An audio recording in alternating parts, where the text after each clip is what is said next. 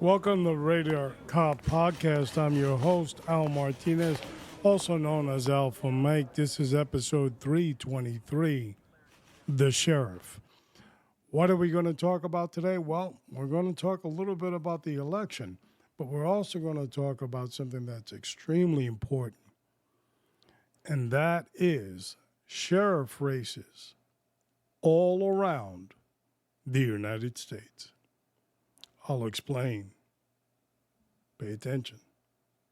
So, as you know, if you're a mega guy, you got your red hat and you're wanting to make America great again, that was a win. And not a small win, but a major one. Donald Trump took the numbers off the charts.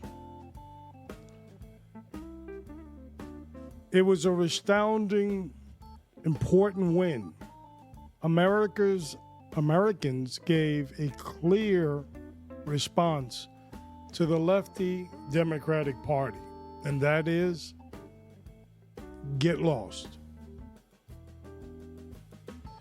The map was red. You would think it was a Verizon commercial. The reason it was red is because that represented the Republican Party. As always, the Democrats winning the majority of the major cities, mostly blue states. Interesting information data I saw that Kamala, the areas that she won around the country, the states that she won around the country, didn't require ID. Maybe, maybe not. Regardless of the fact, 45 is 47 now, better known as 45-47. He will lead this nation. What he says, he means. And millions of Americans have signed up because they like what he's saying. Trump's win is big. American citizens have said 4 and 5 indictments, way too much. The media, always against him, way too much. Possibility that there was hokey pokey in the last election, way too much.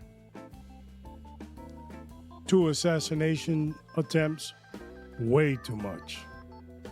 And shooting and hitting him, really way too much. They attacked not only Donald Trump, but his family.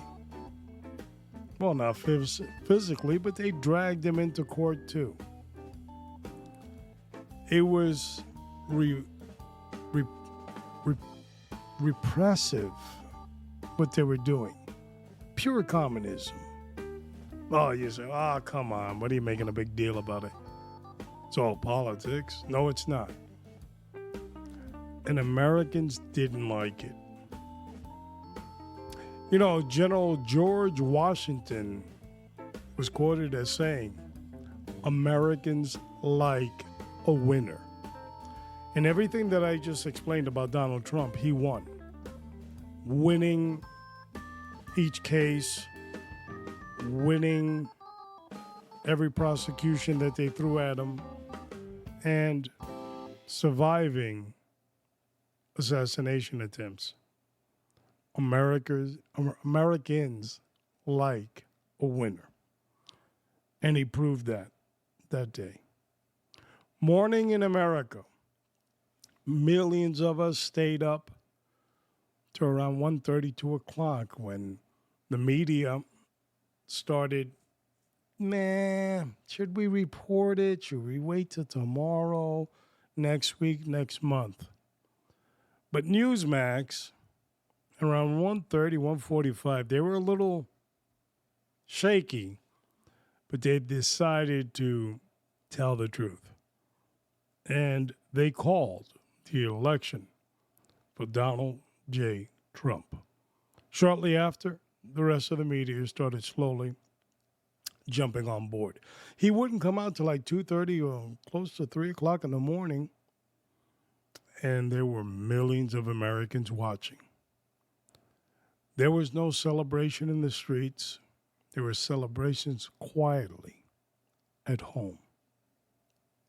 The relief that millions of Americans felt is historical. If that which would have won, and you can change the W for a B, we all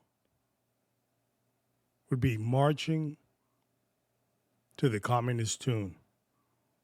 Americans knew this, and it was essential that we win. Morning in America. The sun came out bright, and people were proud. I remember going out after election that weekend with Eminem, and we commented and we said, boy, there's a lot of people out driving, eating, out in the mall shopping. You know why? They were happy. They were elated. They know that they weren't going to get robbed by the government. They know and they believe there's going to be change. Morning in America. So we were all happy. Not all. Some Democrats are still crying. It's not my fault.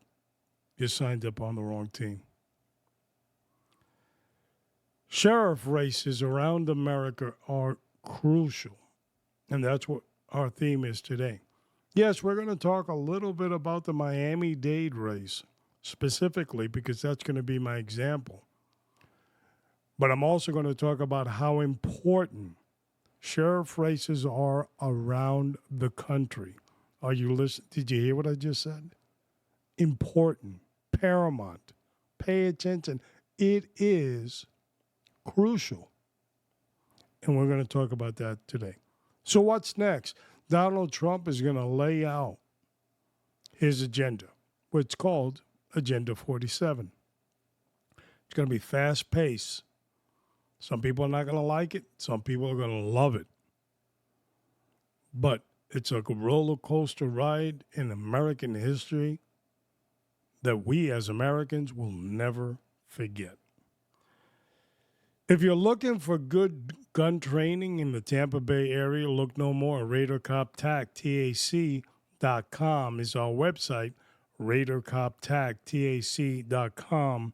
There we could teach you on the evolutions of pistol, revolver, shotgun, rifle. You name it, we'll give it. Intermediate or beginners or maybe even advanced.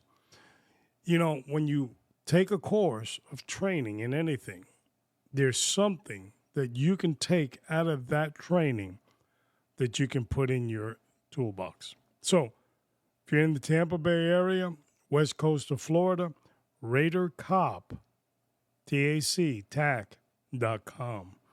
If you want to hear all our podcasts from number 1 to number, 323, you can go to RaiderCop.com. That's RaiderCop.com. Want to give us a call? You can at 813-942-7400, 813-942-7400. And if you want to send us a email, you can at RaiderCopPodcast, all one word, small case, RaiderCopPodcast at Proton, PROTON.me, M-E. All right. Today's episode, the main event, we are going to discuss the very important, the sheriff. We're going to dive into the Miami-Dade sheriff's race, and then we're going to talk about sheriff races from this point on all around the country, how important they are. So, without any further ado, it's time to get on the bus, the short one, for the main event.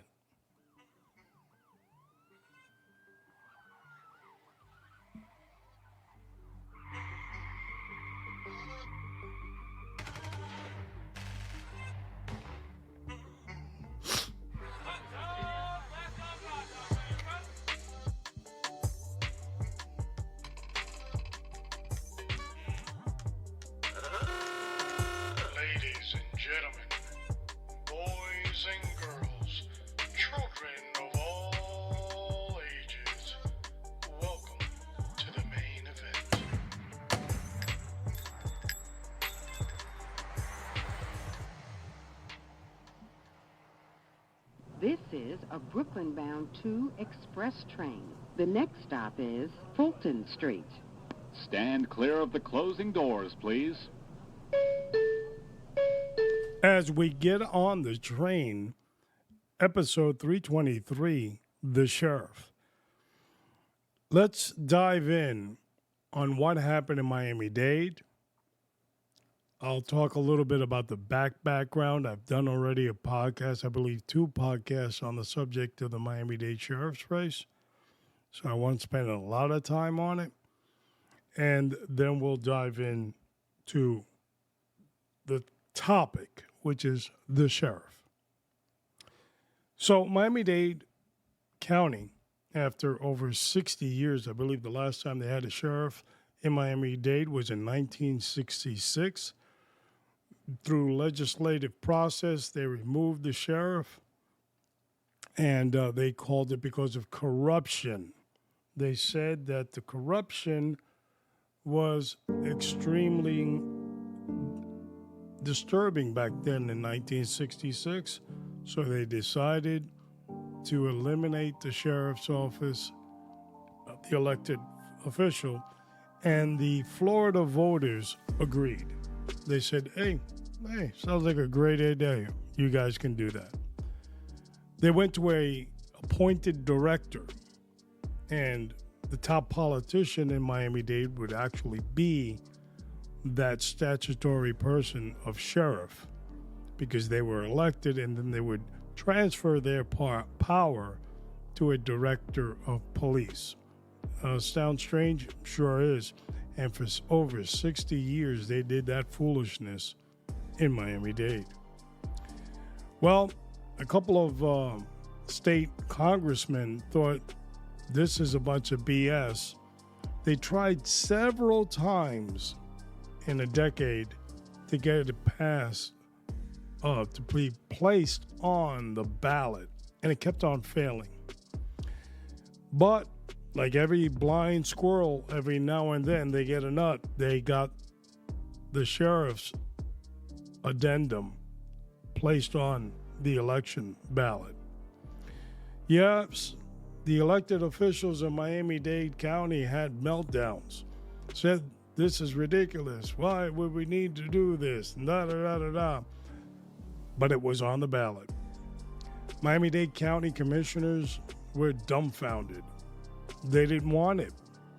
In fact, one of the opponents that definitely wanted to see a sheriff, well, that individual was brought down by the state attorney's office, arrested, charged, and just recently convicted. Although the appeal is still going on, we don't know much about it. But there's no doubt that the powers that be in Miami-Dade didn't want him as a sheriff. A lot of people ran for sheriff. A lot of people stood up and said, you know what, I think this is important. And thank God they did, because it was extremely important. Now, I'm going to tell you a little bit about information that I know, and I'm not going to tell you how I know it because it's confidential. But I know that there was a certain chief of police that came from Houston, Texas, and he landed in the city of Miami Police Department to become its new chief. He would set up shop there but not last long because he wasn't a good fit. The shoe size didn't fit, and the county and the city commissioners, got rid of him. They fired him.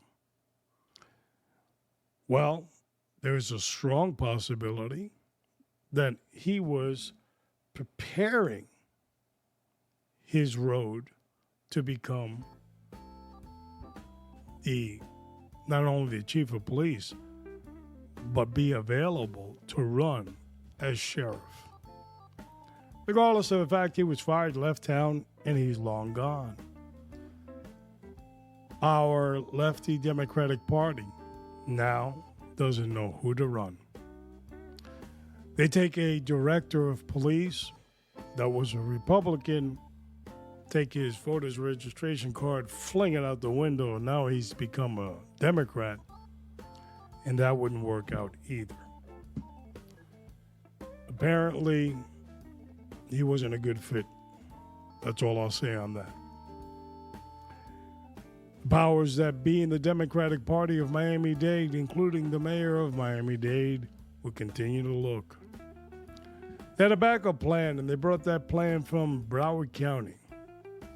A guy that was a deputy up there in 2 blinks of an eye was running the jail system.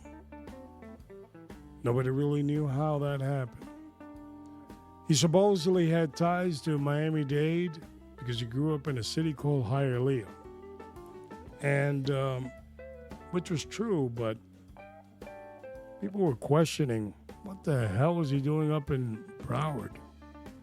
Well, regardless of the fact, he comes in, he becomes a director of corrections. There's a little love fest about him. But the mayor now needs a new guy to run for sheriff, and he gets the nod.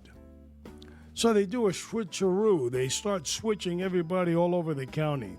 The guy that was the corrections director would be the chief of public safety. The fire guy would be a baker. The director of police would ride an ambulance. Of course, being a little facetious. But it was typical, right out of the Communist 101 playbook of switching people all over the place. And our guy now would be the chief of public service that nobody still understands what the hell he does. He would run. They would amass a big amount of money to run against this election. I believe 12-13 on the Republican side, 4 on the Democratic side for the primary. Their guy wins, and we don't know who's going to win on our side. A lot of favorites, but everybody was in unison. So whoever wins on the Republican side, they got to take it home, baby. Well, in comes Donald J. Trump, better known as 45 and 47. What does he do? He brings it home. He endorses one of the candidates, Rosie Cordero-Stutz, and says she'd be a good fit as sheriff. 28, 29 years, whatever it was, in policing. Assistant director of the Miami Dade Police Department at the time, took a leave of absence to run for sheriff, had run many important parts of the police agency, and was extremely capable to run it.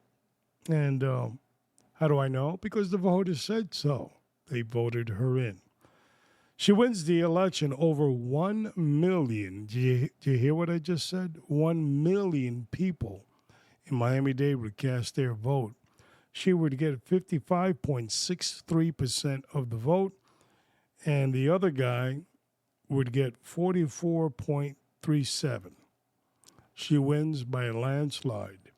Clear message was sent out to our friends down in communist left-wing Democratic Miami-Dade that they want a person running the police department that knows what they're doing.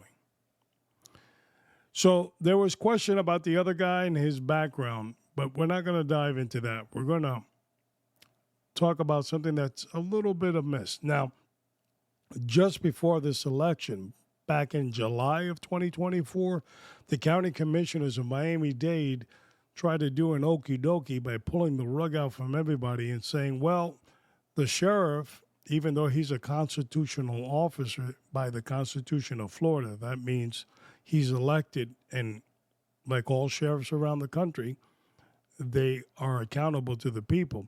But we can decide what he's going to do as sheriff. Well, they gave him, just short of being a dog catcher, would be this new sheriff. And they would retain their director of police like they had. Well, guess what happened? The Florida Sheriff's Association said, are you out of your mind? And they sued. and they won.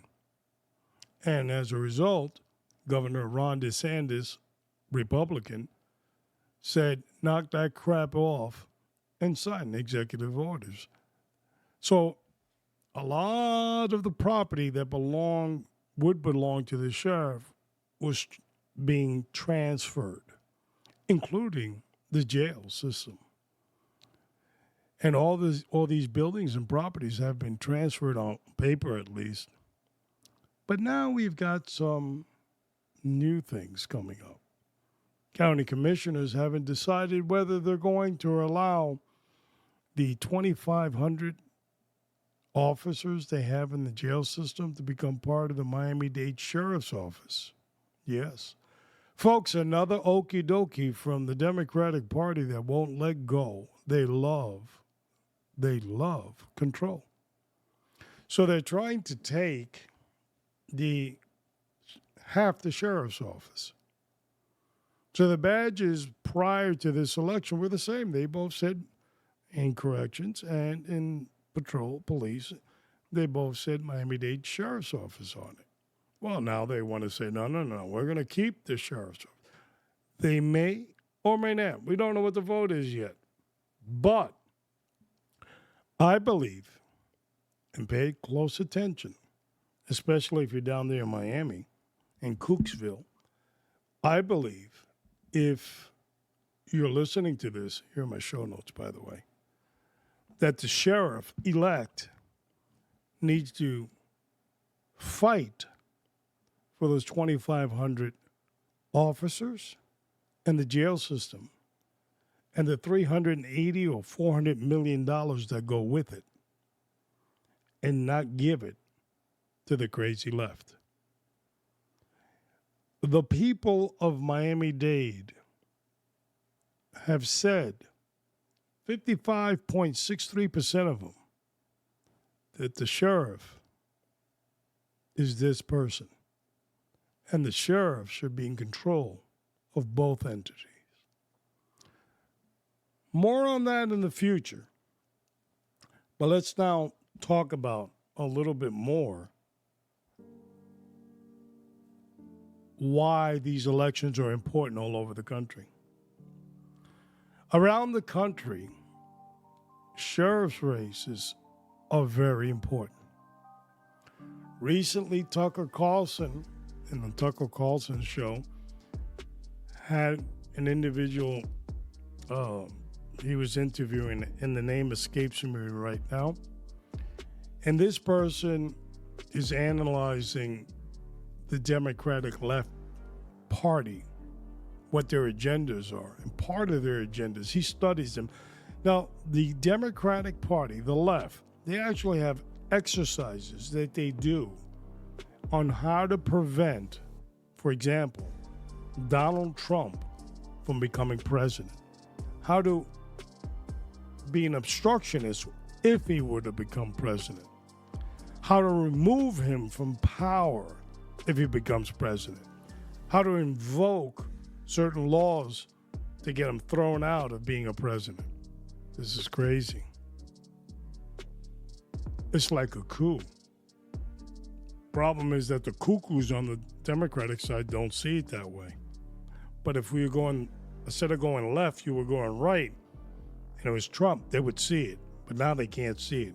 Convenient sight. So, with this being said, they've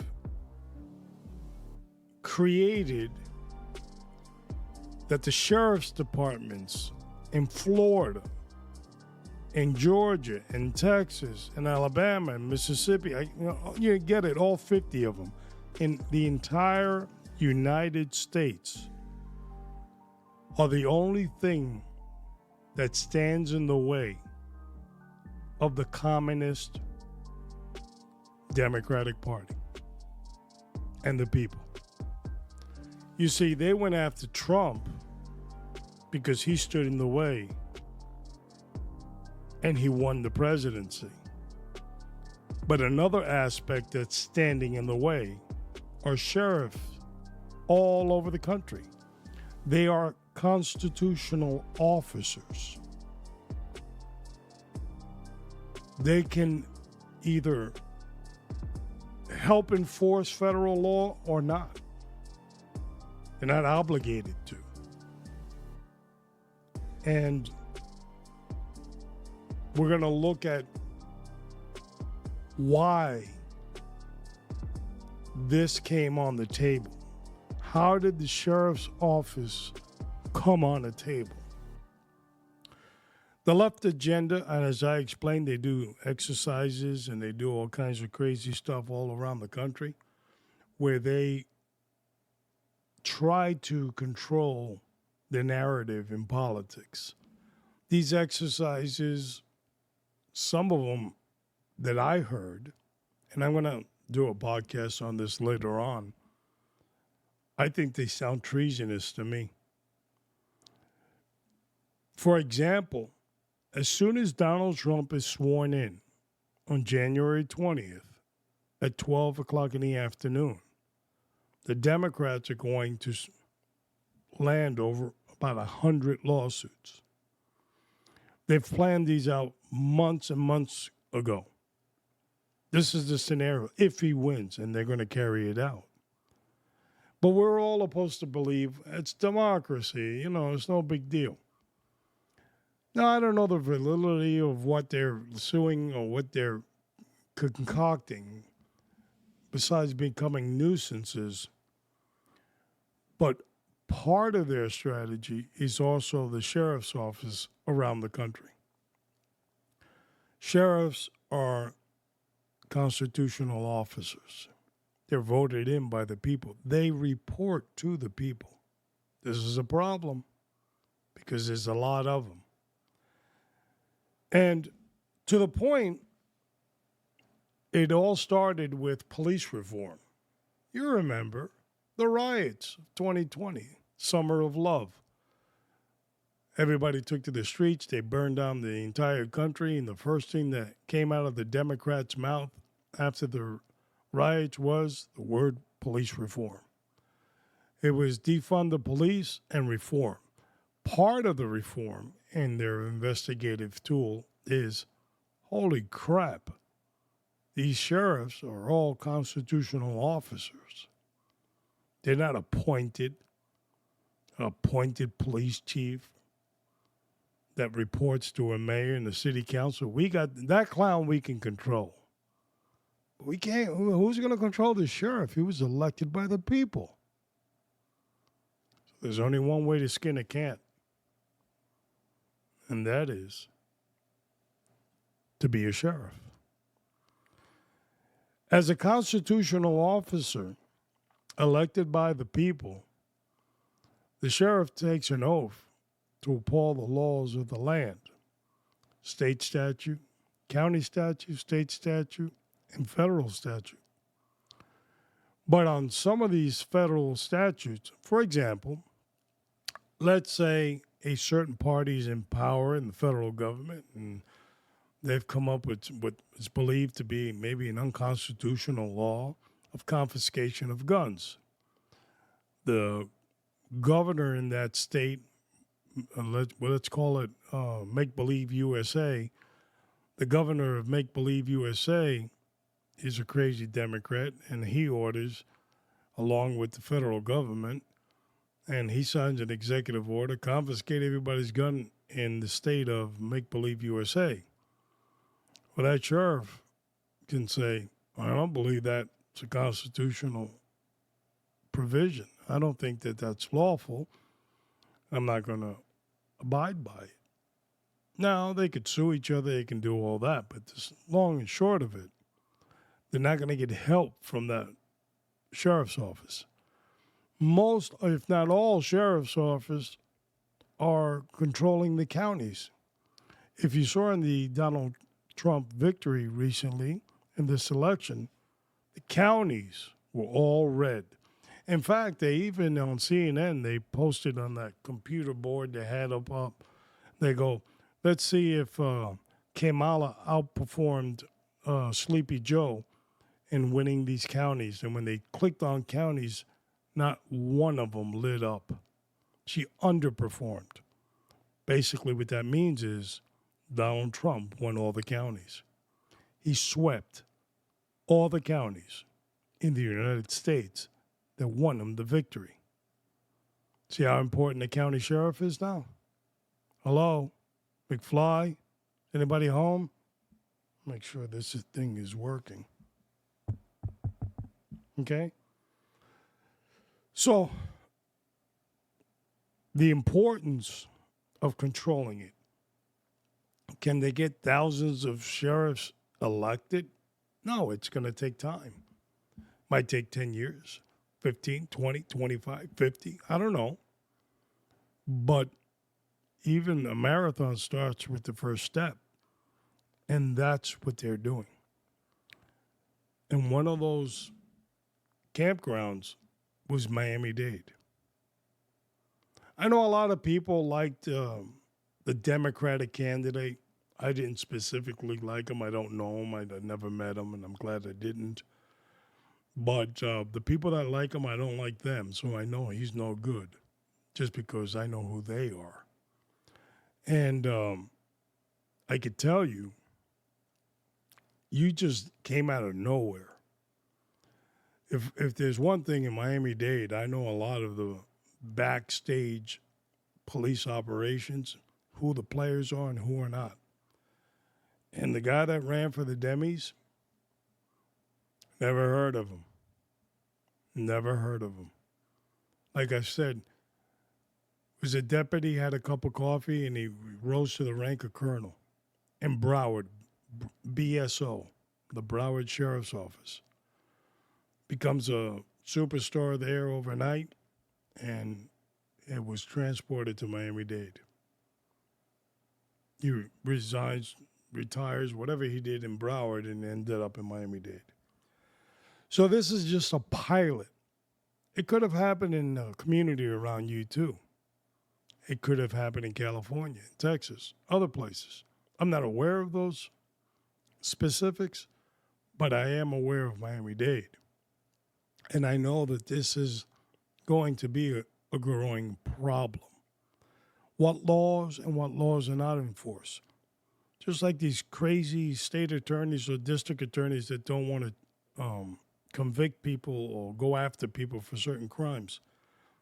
They're trying to get these lunatics also to become sheriffs. The sheriff reports to the people. They don't report to anybody else. The sheriff is just like the Old West.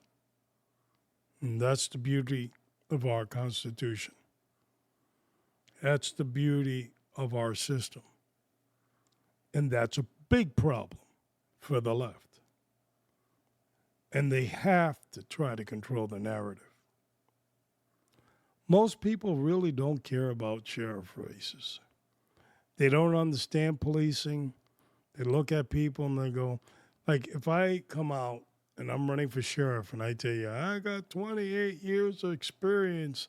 I was in homicide. I was in this and that. And you're looking at, fuck, this shit don't mean anything to me. So you turn around and you say, I don't like his mustache. I like the other dude because he's clean shaven. That's pretty much how they're voting. And then once a sheriff gets in office, data has shown they win re-election quite easily because nobody knows. If you're in Florida, you're going to know what I'm talking about on what I'm saying now. Every election, every so often, I think it's every two years. It's not only a general election. They'll have a question on the ballot. Should we retain Chief Justice, blah, blah, blah, of the Florida Supreme Court? Nobody knows who he is or who she is. So the majority of people always mark yes. Why? Because we haven't heard any scandals. What the hell should we remove them? Should they leave them? Well, the sheriff's races is about the same thing. So another guy will come and try to run against the incumbent sheriff and pound their chest. He doesn't know what he's doing, and I'm an expert, and it's all a waste of time. because the average citizen doesn't give a crap and they're just going to vote for the same guy. Well, what do you want from me? Crime seems to be relatively low. I'm just going to vote for him. As long as they're not, killing people by the thousands, I think that sheriff's going to stay. So, even more why every sheriff's race is important.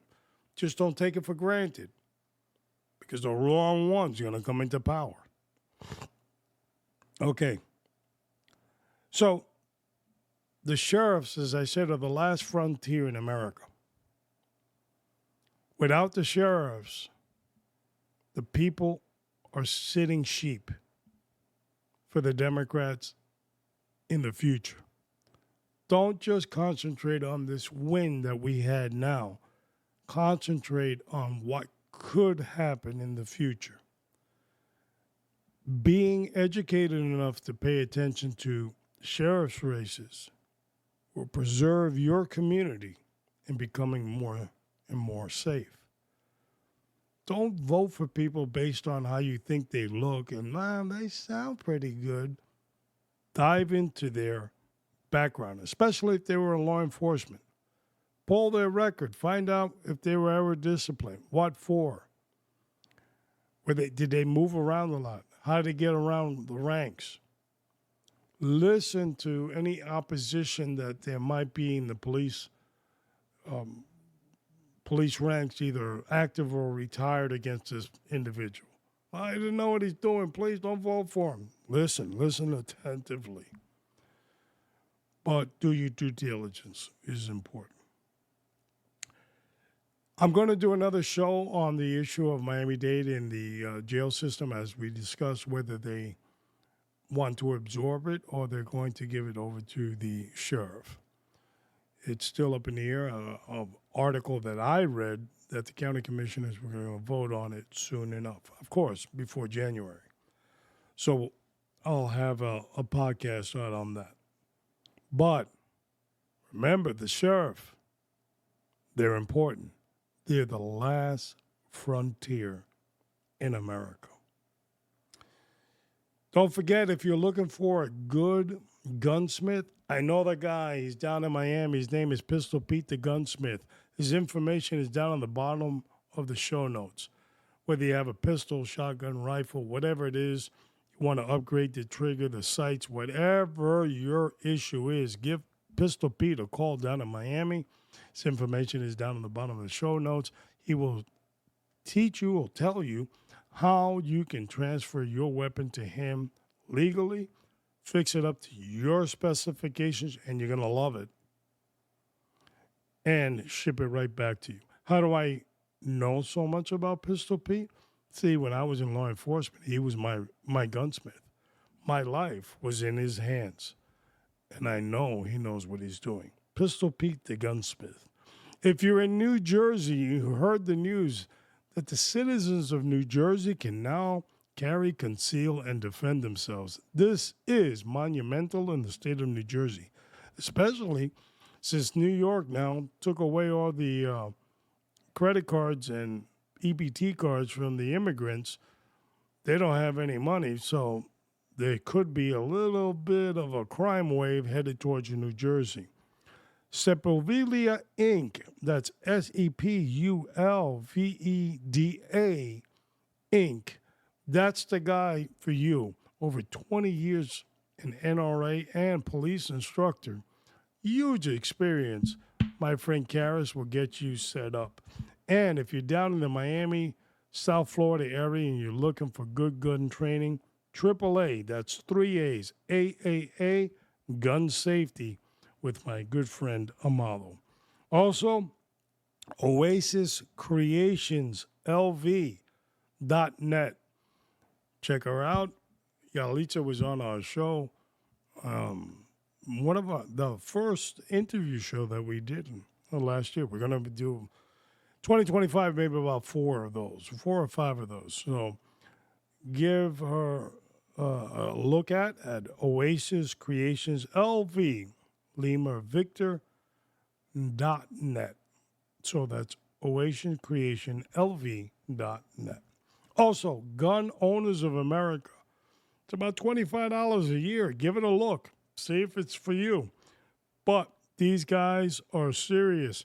They advocate, they go up and down the halls of Congress and the Senate, making sure that these clowns don't take away our gun rights. Gun Owners of America, GOA. And if you're in the charity spirit, do what we do here at Raider Cop Nation. We donate to Tunnels to Towers. That's T2, the number 2, T2T.org is their website. It's $11, the minimum, $11 a month, a small donation, and you're making some great changes. These people are phenomenal. They build homes and pay off mortgages to law enforcement, veterans, and, people that died in the line of duty in law enforcement or died overseas in the military or firefighters. And they're paying off their mortgage, man. And they're helping out these families. So, Tunnels to Tower, that's T2T.org. Up next, The New Cartel, episode 324, November 20th. We're going to talk about the new cartel down in Mexico, the new cartels here in America. And don't confuse them with the Democratic Party because we will talk about them as well. But the new cartel, up next on Raider Cop Podcast. As always, I am your host, Alpha Mike. Continue to keep yourself in prayer because without you, we have nothing.